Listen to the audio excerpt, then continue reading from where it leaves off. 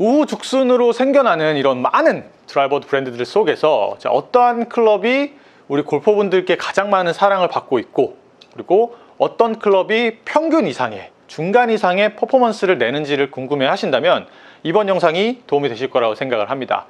제가 오늘 여러분들께 소개해드릴 드라이버는요, 야마하 브랜드의 VD59입니다. Meta MOI 5820 D Equalizer Remix VD59. 제가 작년 11월 달에 이 드라이버를 처음 받아서 이제 리뷰를 진행을 했었던 적이 있었습니다. 자, 그때는 이제 사용을 해보질 못해서 실제로 제가 사용했을 때의 느낌들을 전달해드리지 못했었는데, 이제 반년이 넘어가는 이 시점에서 이 드라이버를 사용한 실사용자로서 여러분들께 간단하게 이 드라이버의 평가를 하자면 확실히 쉽고 편하다라고 얘기를 할 수가 있겠습니다. 물론 전에 쓰던 드라이버들이 안 좋다라는 얘기는 아니지만 확실히 이 VD59 드라이버가 훨씬 더 편하게 그리고 쉽게 좀 공을 칠 수가 있었어요. 좀 더 쉽고 그리고 쓰기 편한 드라이버를 찾으신다면 이 VD59 드라이버가 좋은 선택지가 될 수 있을 거라고 생각을 합니다.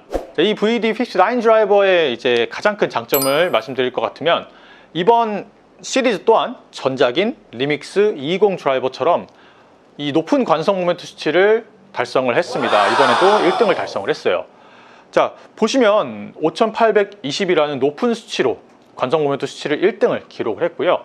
이 관성 모멘트 수치가 높을수록 내가 가운데 맞지 않아도, 그러니까 스윗스팟에 맞지 않아도 손실되는 거리를 줄여주고, 그리고 휘어지는 폭 또한 확실하게 줄여주는 효과를 여러분들이 볼 수가 있다는 거죠. 그래서 여러분들이 다음 드라이버, 또 새롭게 구매하실 드라이버를 고민을 하실 때 이 관성 모멘트 수치가 몇인지, 그리고 이 관성 모멘트에 대한 관심을 한 번쯤은 가져보시면 도움이 되실 거라고 생각을 합니다. 아무래도 이 드라이버가 출시가 된 지가 반년이 넘었다 보니까 사실 이 드라이버를 못 보신 분들은 거의 없으실 거라고 생각을 합니다만, 그래도 혹시나 이 드라이버가 처음이신 분들이 계실 수도 있으니까 간단하게 이 전반적인 드라이버의 모습들을, 좀 외향적인 부분들을 좀 보여드리고 넘어가도록 할게요. 자, 첫 번째로는 클럽 헤드 커버입니다. 이번에 조금 검은색으로 이렇게 좀 깔끔하게 나왔어요. 그리고 VD59 드라이버 바닥 모습입니다.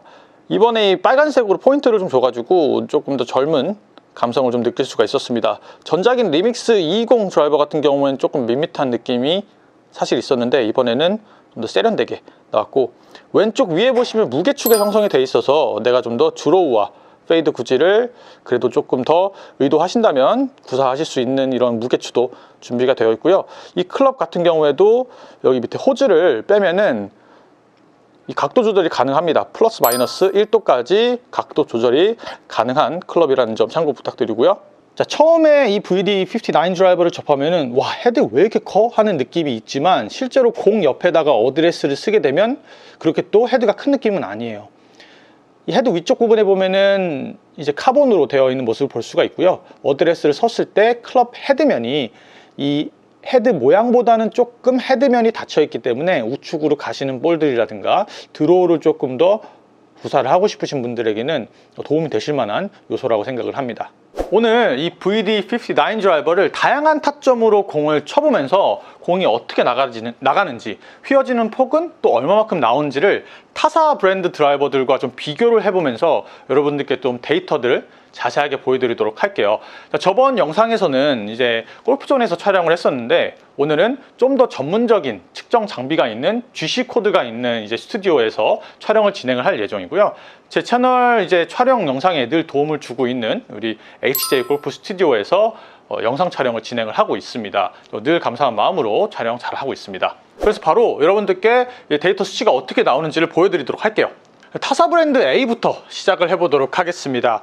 몸을 잠깐 풀려고 몇 개 좀 쳐봤고요. 제가 갖고 온 이제 타 브랜드 드라이버들의 스펙에 맞게끔 제가 사용하고 있는 VD59 드라이버로 시타를 해볼게요.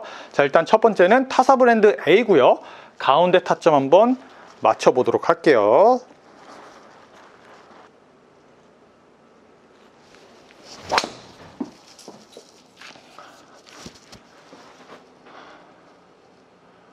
자, 잘 갔네요.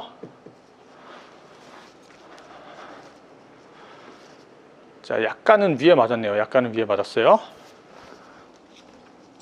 이번에는 안쪽 타점 맞춰보도록 하겠습니다.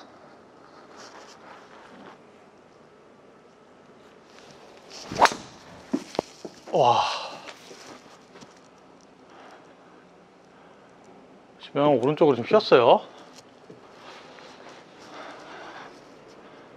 이번에도 안쪽 타점 형성을 좀 해봤고요. 자, 마지막으로 바깥쪽 타점.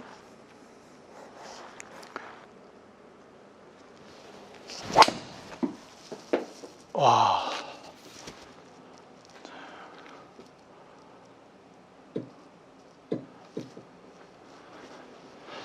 자, 이것도 오른쪽으로 좀 갖고 타점은 바깥쪽에 최대한 형성을 시켜봤습니다. 자, 이번엔 타사 브랜드 B 가운데 타점부터 한번 시작해 보도록 할게요.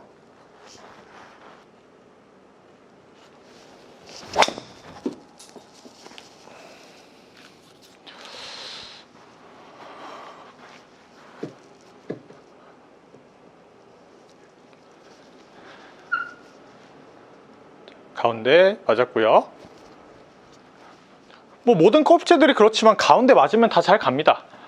자, 가운데 안 맞았을 때 어떻게 나오는지가 중요하죠. 자, 이번에는 안쪽 형성을 해보도록 할게요.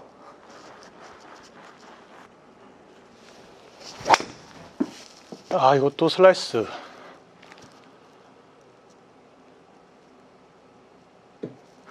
우측으로 좀 많이 휘었네요.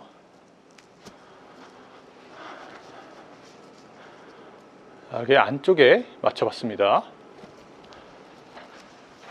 자, 마지막으로 바깥쪽 타점 한번 형성시켜 보도록 할게요. 자, 아직까지 확실히 가운데 맞는 타점 빼고는 다 우측으로 휘는 공들이 나오네요.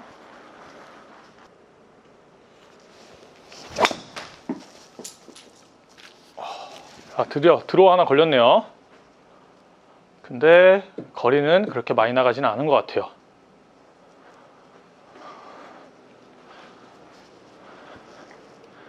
자, 여기 오른쪽 타점 하나 형성을 해봤습니다.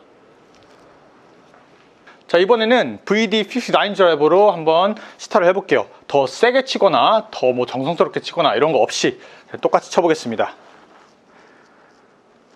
자, 일단은 가운데 타점.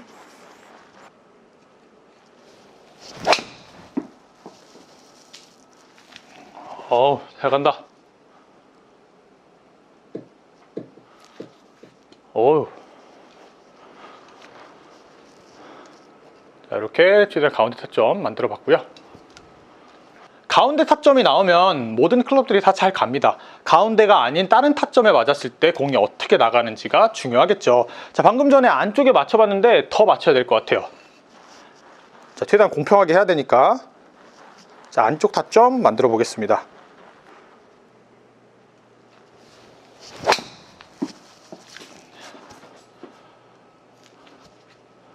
자, 완전 안에 맞았어요. 확실히 이게 있다니까요, 진짜로. 내가 안쪽에 여기 맞았는데 이것도 부족한 것 같아서 여기 하나 더 맞춘 거예요. 그죠? 그런데도 불구하고 휘어지는 폭이라든가 거리가 훨씬 더 많이 나오고 좀 적게 휘었어요. 자, 마지막으로 바깥쪽 한번 맞춰보도록 하겠습니다.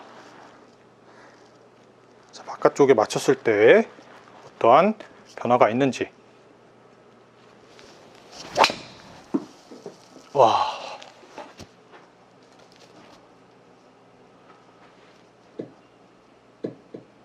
오히려 더 멀리 갔네. 자, 이번에는 여기 바깥쪽에 맞춰봤습니다.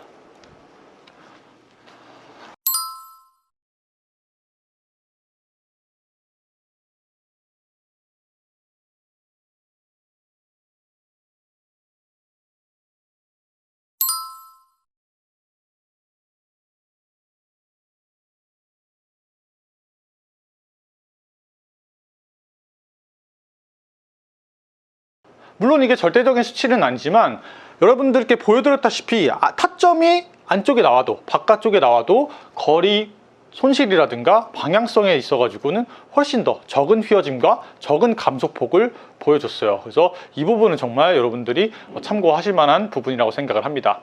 이 드라이버에 관심이 있으신 분들이 있을 수도 있으니까 제가 이 드라이버의 상세한 스펙을 옆에다가 올려놓도록 하겠습니다. 총 2가지로 나오게 되고요.